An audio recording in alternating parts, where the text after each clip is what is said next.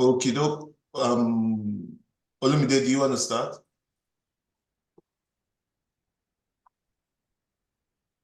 You have to unmute yourself. Okay, welcome to the H1 Teach 1 April edition. I'll give you a recap of the H1 Teach 1 session. So what we plan to do is to harness the experience and expertise of an alumnus member in the alumnus community. So this alumnus member is going to take a subject matter of their knowing, of their passion, of their insight, and also of their expertise, and they're going to share it with the rest of us.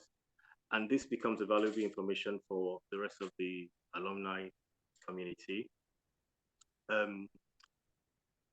The goal of this is so that we can create awareness. We can also foster interactive learning. We can also open doors for discussion, both in the session and also outside of the session.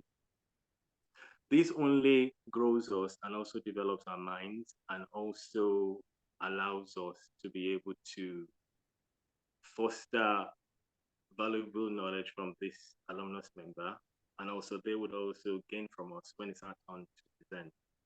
Today's alumnus presenter is one who's not going to be talking about a specific profession. She's going to be talking about what it is for all of us career-minded people to be able to manage our careers, especially at this stage of our lives. So she's going to take us through the steps as to how to, manage this. And I think it's going to be a very interesting one. I'm certainly looking forward to it because it's a bit different. It's a bit sort of like out of the ordinary in that sense of she's encompassing all the profession in the sense of her talking to us about how to manage our careers, those who want to change their careers at this stage of our lives. This is the time that we should be able to do it.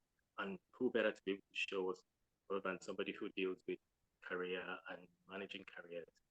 Okay, so I'm going to talk about Ema's career. So Ema has 29 years post-call experience in banking, consulting, in capacity development and entrepreneurship. Ema has worked in banks like FSB International, which is now known as Fidelity Bank. She's worked in Intercontinental Bank, which is now known as Access Bank. She's Very worked quick. in Lloyds Bank, which is now known as Polaris Bank, doing financial product services. Ema has also led leadership roles in branch management, in relationship management, in commercial, consumer, retail, and financial product sectors. Ema is a mentor. She's a coach. She's also a leadership expert who has all the modern tricks, all the modern ways to be able to design and manage learning solutions. She's also been able to work with all the leaders of all those walks of life so that she can produce knowledge and also learning curriculum. And she's been able to bring out a lot of the African professionals, whether they be working in the tier government or the private sectors. She's also been able to work with professionals in the sub-Saharan Africa. She's able to do this through our FIOS People's Resources company. She's also been able to recruit thousands and thousands of people for employers through a recruitment company called Capacity Miners. Ema is the owner of Learn with Ema Clark, which helps to work with mid to senior level career professionals, whereby she's able to manage their aspirations so that they can be in the C-suite segment. She's also the chief executive of LASEM, which is a leading communication and business writing sector. And this allows for marketing, for training programs as well. Emma has a master's degree in human resources management and organization, which she focuses on organizational behavior. She got this from the University of London School of Economics and Political Science, and she was a British Chevening scholar. She also has a certificate of English where she's teaching speakers who are non-English speakers so that they can get better and they can know the craft of English speaking. And she got this degree from the London College of Institute of Education. Emma has also got a degree, the first degree actually was from Bafemi Olowo, and she did law, and she'd also gone to the Nigerian law school in Nigeria. So yeah, so this is kind of like a tip of the iceberg of what I've been able to garner from Emma about her career. It looks like, it sounds and it seems like a very, very, very exciting life she's led career-wise. And of course, she's just been recently married. So all that entangled together, I think it looks like it's going to be a nice field day for us as well to hear from her what she's got to say. So Emma, over to you. Yeah. Hello, everyone. It is my delight to be here today. I mean, I think this is one of the best presentations I'm going to ever have the privilege of making, because there's nothing better than having that privilege of being able to present to your own classmates. I mean, we started, when was it? Some of us have known each other since all of us have known each other since we're 11, 12 years old. So it's really fantastic to be here just to make a very brief presentation to you about a subject that is very dear to my heart. I'm going to be talking about managing your middle age in 2024 and just giving you some tips, on how you can reprogram your life for an enjoyable future. So Olumide has already kindly talked about who I am. So I'm going to save everybody's time and not bother to talk about my background and what it is that I've been doing. I've had quite an exciting life. I started as a lawyer, and then decided that law was not for me. I gave the certificate to daddy. I told him, thank you very much for paying for my school fees. I went off, had a bit of a career in the banking industry. And then after 10 years, also knew that if I continue to stay in the banking industry, it's either I would kill some people or they would kill me. So I decided that, you know what, Emma, just carry yourself and be going. And then I went into consulting, into HR consulting, and I've been there ever since. And I think this is really where I found my passion, because I love to work with people. If there's anything that I love doing more than anything else in this life, is helping to build up people and helping people to reach their potential. So I'm going to be talking very quickly about middle age, and then I'm going to be centering on just talking about what happens to us in middle age and then relating that to our career. And then, of course, I will spend some time, just a little bit of time, giving us some tips on how we can transform ourselves if we are having any of the issues that I'm going to be talking about today. So what is our middle age, all right? What is our middle age? We all know it. It's that time of our lives between the ages of 40 and 65 years old, all right? And it's that time of our lives when we begin to experience significant changes in our lives. And these changes touch us in different areas, all right? And a lot of it touches us when it comes to our career. Because when we were younger, I remember when I was younger, I never stayed in one bank job. I remember I was in the banking industry. I never stayed in one bank job for long enough. If they annoyed me, I would just tell them waka and move on to the next bank. So I was known for that, for hopping from one bank to the other. Then when I got tired, I would just, I don't want to do this again, get out. All right? But I was in my 20s. All right, so I could afford to do all of that stuff. Now that we're in our 50s, we have to be a little bit more careful, all right, because the clock is ticking. We've done half a century. Can you imagine? Can you remember when we were in green and white, wearing that green and white, running all over ISL and thinking that the world, we own the world, nothing else could go, go beyond, this time of our lives. And look at where we are now. We're now 50, all right? We're in our 50s. We're not even 50 anymore. All of us here, I think all of us have done, like, we're now 51, 52, 53, all right?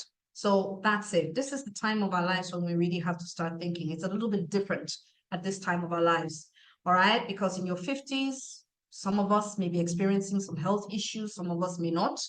Some of us may be experiencing, I'm going through that, caring for aging parents. All right. So I want to make some decisions, even getting married. I had to sit down and discuss that with my husband and say, hey, you know what? I get mama for house. So she's 82. How we go do I'm the one who lives with her.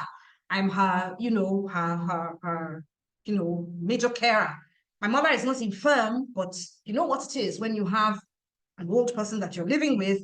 You've got to sit in there and be able to make sure that you provide them with the kind of care that they should have at that particular age.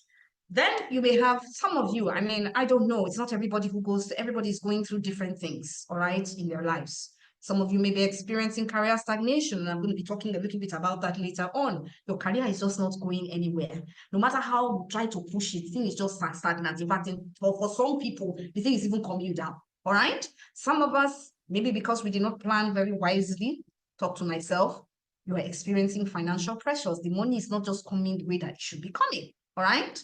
Of course, many of us have already started experiencing these changes in physical appearance and abilities. When I lift up my wig nowadays and I look at the amount of gray hair that I have underneath my head, I'm like, this is not how it used to be when I was in my 20s. Should I dye this thing or should I just leave it, the way that it is? So we're going through physical changes. You can't lose weight the way that you used to lose weight anymore. Life is just the way it is. And then, of course, relationship changes, where I'm sure that a lot of us hear about people who married for 10 years, 15 years, 20 years, 30 years, then they just come and say, we're not doing it again.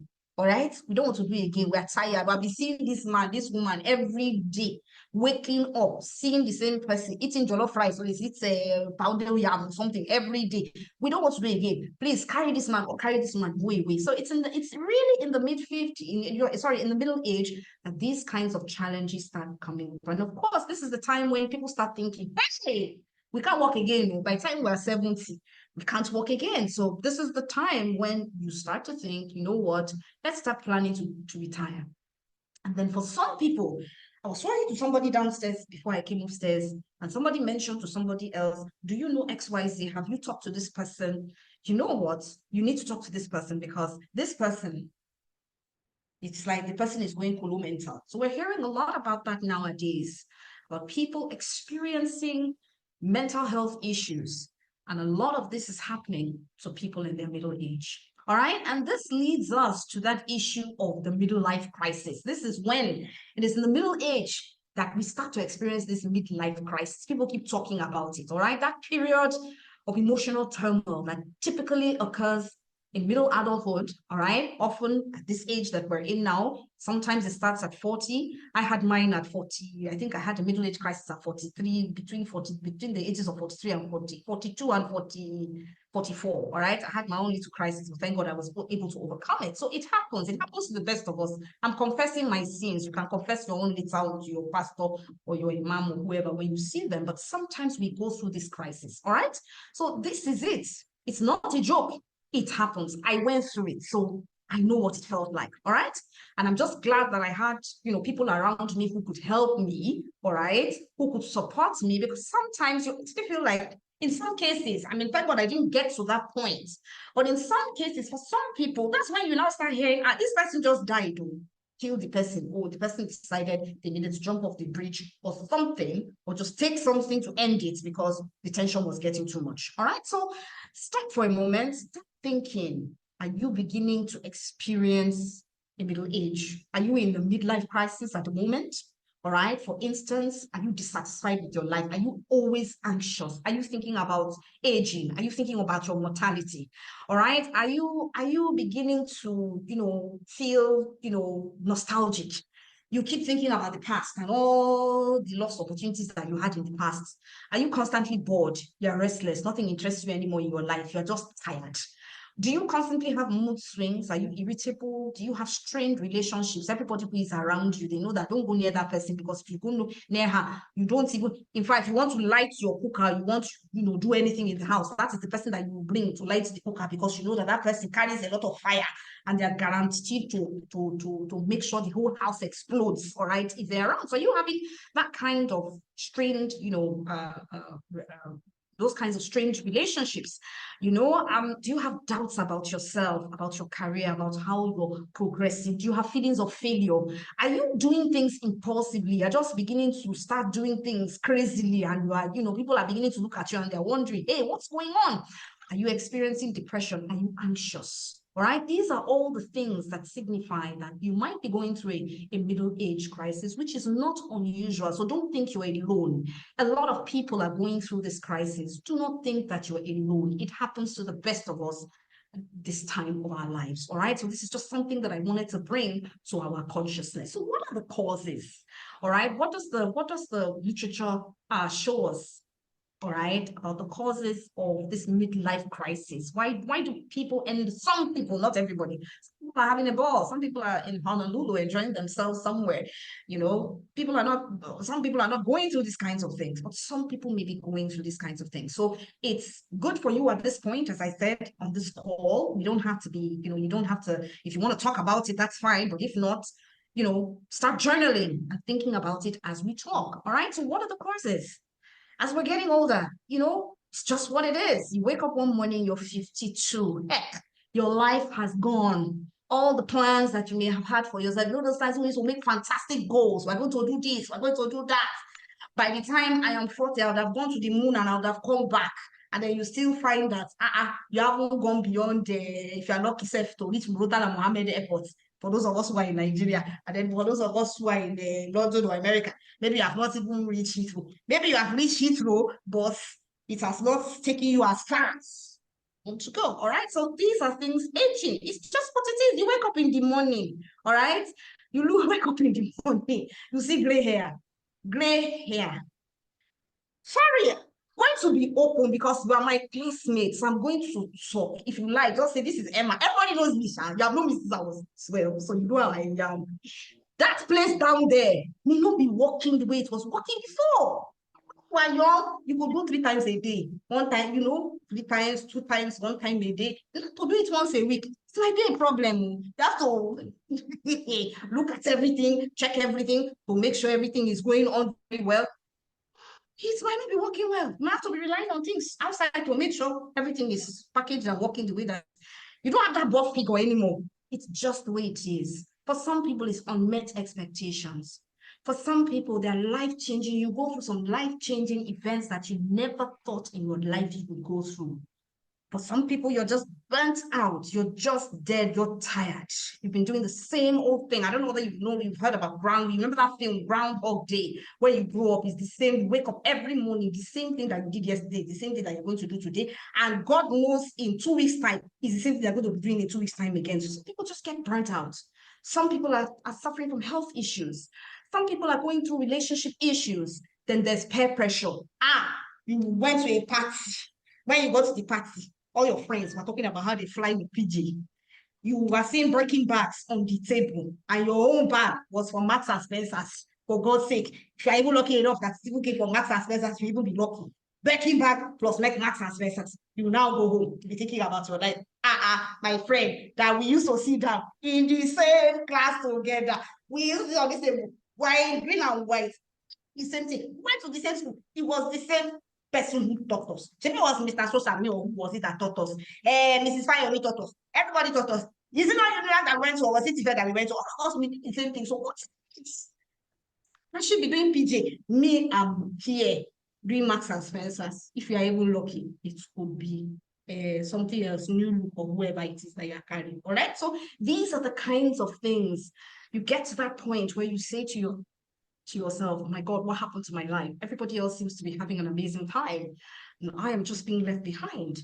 Then there's the issue of technology. Technology is causing people to have that kind of crisis where you feel you suddenly wake up and you find out that technology has come to transform and change everything. So the way that you used to do your job before, they will tell you one stupid AI can do the job for you.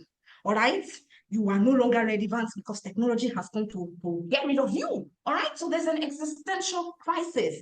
You might have lifestyle dissatisfaction. I haven't even listed everything here because of time, but these are some of the things that we need to start looking at. All right. So these are the things, and they impact our lives. They have an impact on our lives. Okay. Some will end up having strained relationships. Some experience financial instability. Some go through emotional distress. Some go through career setbacks. Some have what?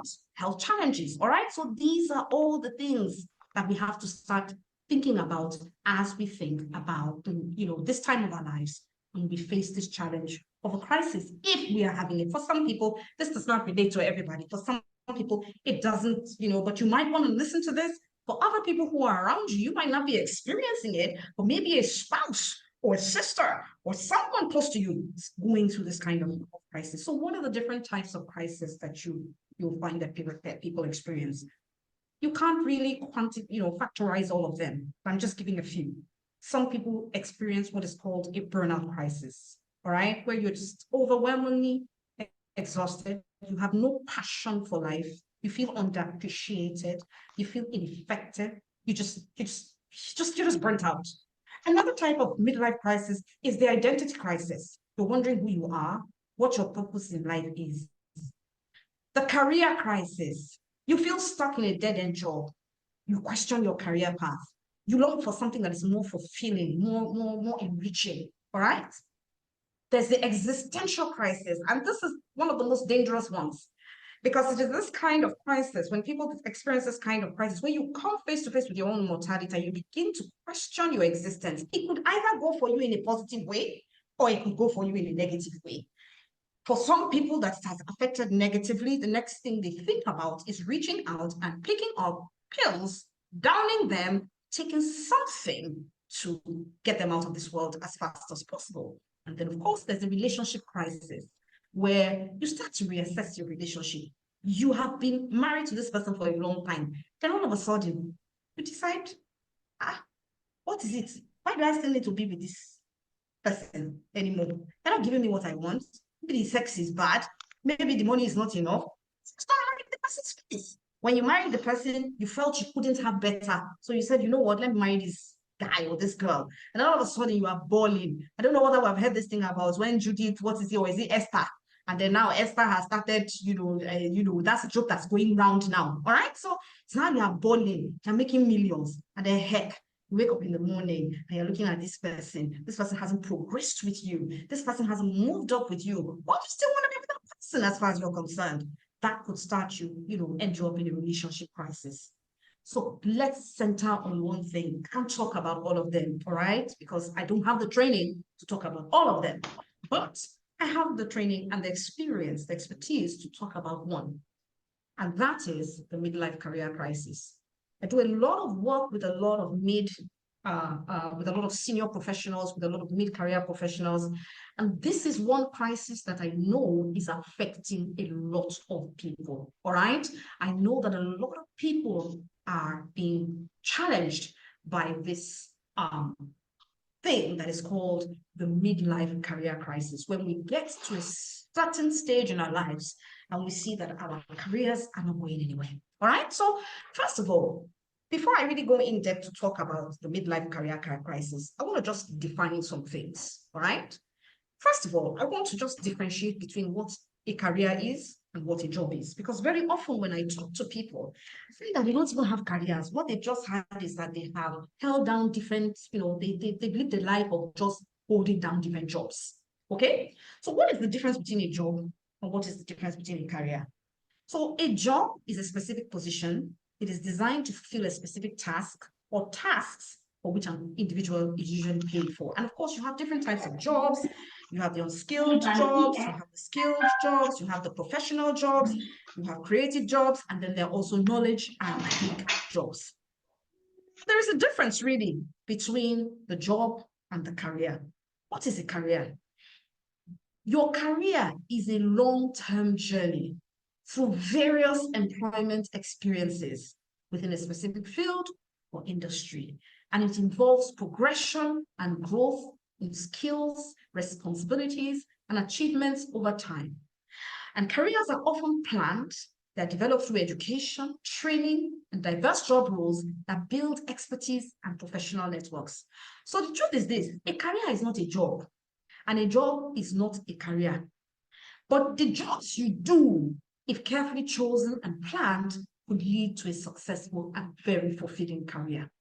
All right, so what is your career path? I just want to just define some things, and then you start to also think about are you in a career or are you in a job? Because the truth and the fact of the matter is, job ain't going to get you this. And if at the age of 50 something, that in a job, hallelujah, God, oh, we need to lay hands on you. All right? Because at this stage, in 50s, this is a challenge that a lot of people face. And believe it or not, I talk to a lot of people who at 50 have not been able to accomplish that much with their careers. All right? So when we say what is a career path? A career path is a cluster of similar occupational pursuits that individuals undertake during the totality of their productive work life, or it could be the aggregate of several specific functions that lead to an A or C level position, because that's where we all want to, all of us, some of us want to get there, want to get to the top, all right? So you have the linear career and you have the multidimensional career path. The linear career is straight line, all right? And you find that most of the people in the linear career are professionals, like those who are accountants, lawyers, doctors, all right? And then you can have the multi-dimensional career path that is multifaceted and diverse, okay? And that is usually the characteristic of CEOs and CEOs, all right? So we also want to talk very quickly before I move on about career progress versus career growth. What is progress?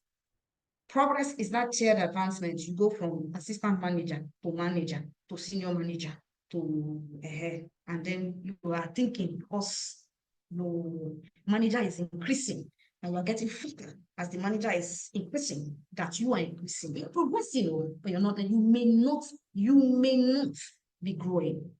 So what is growth? The overall progress or ascendancy of your career from start to finish to the point where you are right now. I also want to talk very quickly about career planning. What is it? It is that intentional, and as we are talking, I want you to start to analyze your career. Have all these things happened? So what is career planning? It is the intentional and coordinated structuring and organization of all desired occupational pursuits in a way that engenders career growth, rich fulfillment, adequate compensation and rewards, and in a manner that ultimately leads to relaxing and stress-free retirement. It is intentional. It is when I meet people who plan their careers, you can tell that they have sat down. These are people who will tell you, this is the way I want my life to look like by the time I am so and so age. I will be here, I will have done this, and I will be earning this, and this is the knowledge that I will need to be able to get me to that place that I want to get to. So it's important to do career planning because you want direction in your life. You want personal and professional development. You want opportunity, recognition. You want to build a strategic network.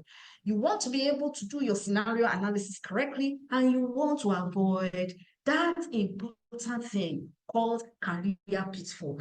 I like to talk about career pitfall because this is the engine that drives that midlife career crisis. Pitfall. Just take me. Since I moved to Lagos, I used to live in Abuja before, but now I live in Lagos. Oh, Lagos has some of the dirtiest gutters in Nigeria. When you just see the gutter, you don't want to fall into the gutter, but just think of a pit. Think of Lagos gutters. And just think of your career inside one of those gutters. That is a career pitfall. So if your career is like one of these things I'm going to talk about now, you are in a pitfall, you are falling, you are smelly, your career is smelly, even if you are wearing perfume, that is the best, gold perfume, the one that when you are, they say you bought this perfume for God knows how long. Your career is terrible. It's smelling like Sosorobia. It's terrible. What is a career pitfall? If you are in a pitfall, you are either stagnant or you are experiencing what is called the career ruts. May that not be our prayer in Jesus' name. You may be experiencing what is called a career peak. People talk about your career peaking, but they don't know that can come, it's positive because you get to the top to a certain height, but it could also be a negative because it means you cannot move further. You don't reach. So you don't reach that place. Nothing for you again. You can't go higher. There are people I coach right now. Every time we did coach them. We would look at a particular position. Is that position people keep hiring them for? It's good pay. And over again, they will hire you, senior manager, GM, this, but you cannot move beyond that GM because your career don't peak. You can't go further. And if you are not careful, what then happens? Your career begins to retrogress because there are younger people. We are in our 50s. That's another thing that we have to start beginning to understand. There are young people who can do this work better. Younger, finer. They are doing this work smarter. They've learned technology. They can do this work better than us. Or if not better, they have the capacity to present themselves better. You will be sitting in your house and say, visibility, I don't want to see these small people. They will carry themselves, go out there, talk a lot. And people say, this one has more sense than everybody in the class. So you get to a point in your life where if you are constantly being interviewed for the same position, director of this, general manager of this, senior manager of this, chief operating officer of this, you have peaked. There's no way for you to go again if you are not careful. It's up to you. As I always say to people, you hold your destiny in your hands. Nobody can organize your destiny for you. Now you go arrange them well. All right? So take heed to my preaching. Somebody said I should preach well. I will preach well because you have given me the platform to preach. I will preach and well. I am preaching, honey. If you keep on picking up your thing and over again, is the same thing, same interview you're going, same position you're being considered for. Hello, you have reached a career peak. Then there is career dissatisfaction. You are discontented. And this does not necessarily come from your career. You're just dissatisfied with your job. You don't want to do this job anymore. You're just tired. Now, the same job you have been doing since, you're tired. You want to change. You want to change your environment. Or maybe they have not, somebody phoned me the other day, she told me, she said, they have not promoted me for the last 3 years. Something is not right. So your life and your career is marked with dissatisfaction. And then there's what you call career unfolding. That one is a little bit weirder. That one, your career just begins to unfold because of circumstances that happen in your life that you can't control. Sudden death of a partner. Your partner decides, hey, I don't want to live in Nigeria anymore. I want to move to Canada. You who used to be a big person in Nigeria, you move to Canada. You find out in Canada, you have to go right to the beginning and start your job as a receptionist or some ridiculous thing just because you need to keep your head above water. So these are things, I've talked about them, so I'm not going to continue to hack on them. But this is a pitfall. If you're experiencing any of these things, like I said earlier on, your career is smelling. So how do you get out of a midlife career crisis? It's very simple. I mean, if I had more time, like we had a day, I would really have been able to sit down, give you all sorts of things that will help you to really sit down and think. And we would reflect, we would journal, we would go through so many things together. But this is just a teaser to get you to start thinking. If you're in this place, it's time to get out. And you can get out. I got to a point where I was stuck. And there was what I felt nowhere else to. I had reached my limits and I broke down. And I remember that time, I had to close down everything. I left my office. I left everything in Abuja. I was still paying rent on the office. I was still doing also. And I had to move out of the house. I was paying rent on. I was paying rent. There was still rent left on the house, like 6 or 7 months or 8 months. And I moved back with my parents so that I could get somewhat equilibrium. So you can change things. And it was from making that simple movement, doing that simple thing. I'm lucky that I could be able to do that my life began to what? Reset. So if you're experiencing any of these things that I've just mentioned, it's time to do a self-evaluation. That's what I call it, SET. Self-evaluation test and reset your life. So I'm just going to give you some tips, then round off. Number 1. First thing, admit you're experiencing a midlife career crisis or even a midlife crisis altogether, and be honest about what you're experiencing. Be ready, be open for a mindset shift. What was my own mindset shift? When I sat down and I realized that I was in a career, so I'll just share my own personal experience. What was the problem? I realized that at some point in my life, when I sat down to do my assessment and I admitted, Kai, Emma, you're in trouble. You are in serious trouble. I sat down and I looked, I said, okay, what is the problem? And I sat down and I found out some weaknesses in my entire career development plan. And one of the weaknesses, that's why some of you know that I went back to the UK a couple of seven or 8 years ago, was I found out that there were some educational qualifications I was supposed to get that I hadn't gotten. So I had to go back, humble myself, wear jeans, and go to university with my children. And my best friends were 21, 22, 23. I had to let go. By that time, I was a big guess. You understand? I had to let go of that big guess and lower myself by going to school. 21-year-olds were teaching me. I never forgot that experience. And I think it was one of the best experiences in my life. So be ready for a mind shift. Whatever it will take for you to come out of that circumstance, be ready for it. Don't say, because I'm 50, I cannot do this, I cannot do that, I'm too big for this, I cannot do it, I cannot do it. You can do it too. And there are people who have done it.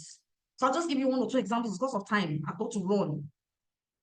Look at Kentucky Fried Chicken, 62 years old. That's when he started Kentucky Fried Chicken. Morgan Freeman, he became successful at 52. Tina Turner, what's love got to do with it? Remember how she used to shake her tush on stage? She was shaking her tush till she was 70 years old.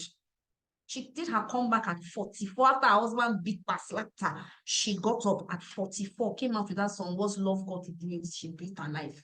She was ready for a mind shift. Henry Ford, 45, was when he built the Model T. All right? The guy who did McDonald's, Ray Kroc, was he not 52? He started the franchise. Ronald Reagan entered politics, 55, became president at 69. We don't even want to talk about Donald Trump and Biden at 80, still running for president. Anything is possible in this world. So be ready for a mindset shift. Visualize your new life. I started that. I started visualizing my new life and saying, this is really the life that I want for myself. And then after I visualized, I was able to evaluate and say, okay, you know what? This is the life that I want, but can I really, do I have the capacity? Do I have the capability for this life? And that's what took me back to school, because I realized you don't have some competencies. You need to go and get them. Go and get them. Emma, remove your suit of importance, your garment of importance, and go. And I went. All right? Redesign your life. Sit down, redesign your life. Construct that new life for yourself. Design new goals and objectives that align with what you envision for your life. Don't stop there. Take action, because very often people put goals on paper and they don't do anything about those goals. Make an action plan for yourself. Look at an example of that. Sit down. I do these things. When I'm visualizing, for instance, I sit down, I have my PowerPoint slides or Canva. I put my picture there. Then I said, this is where I want to get to. Then I put the picture of other people who have achieved that thing. And I said to them, these people, they don't have two heads now, two legs. They're not fair. They're okay. They're human beings like me. If they can do it, I can do it. And with that vision, and I'm telling you, like the other day, a couple of years back, I said, I want to become a board director. My retirement plan, part of it is being just serving on different boards. I have started, people started calling me because there's something about visualization and goal setting. When you visualize and you begin to actually say, this is what I want, and you start taking actionable steps to achieve those goals, what happens next is those things actually come and meet you. Because opportunity is looking for people who want that opportunity. Money looks for people that want it. Seek help. Don't be afraid. Go and get a coach. If you need a coach, a mentor, an accountability partner. One of the things I always tell people when they're looking for jobs, high-level jobs, it's your problem. Do you have a recruiter who is helping you? At your age, in your 50s, you don't have somebody who is shopping your CV around, taking your CV to places and saying, this is this person and I want you to employ that person. And then, of course, lastly, track. As you are making all these plans, you are making all these changes, track how far, what is it that you are achieving? Are you achieving anything? Or are you still in that pitfall that you are? So I'm rounding off now. I told you this will be a short presentation. At a later time, come back and we can have more discussions about this. But I thought that this is just something to stir the waters a bit, to get you thinking. I have an event in my house, like I told the organizer, so I just ran upstairs and said, let me quickly come and present. I begged my husband, I said, let me come and present. So I will end here, and I will end with that famous Chinese saying that says, always remember that a journey of 1,000 miles, it begins with one step. So the step out of this crisis you will be in now is just to take that one step to say, okay, you know what, maybe what this loud-mouthed woman said makes some sense. Let me just sit and look at my life and see if there are certain things that I need to rearrange. Distinguished ladies and gentlemen, as I said, it was an amazing privilege. I mean, this was when they called me to make this presentation, I said, this is a great honor. I don't think that I will ever have this kind of honor to be able to present to my own peers. I love you all. Thank you for listening to me. I'll stay on the ground for 5 minutes for some questions and answers, and then I will have to leave. Thank you very much. Shadi, thank you. Thank you. Thank you very much, Emma. That has been, for me, it's been one of the most humbling experiences to have, because not only were you talking all sense, to be honest, and also because this is a very different kind of presentation. It's not just the sense in everything you're saying, but also how animated you are and how funny you are. I've just been cracking myself here. I don't know about anybody else, but very quickly, because you've got to run, you've got to go. Has anyone got any questions, please? Maybe 1 or 2 questions. Yes, I have a question. Just hold on one Wait, second. Let me stop the recording.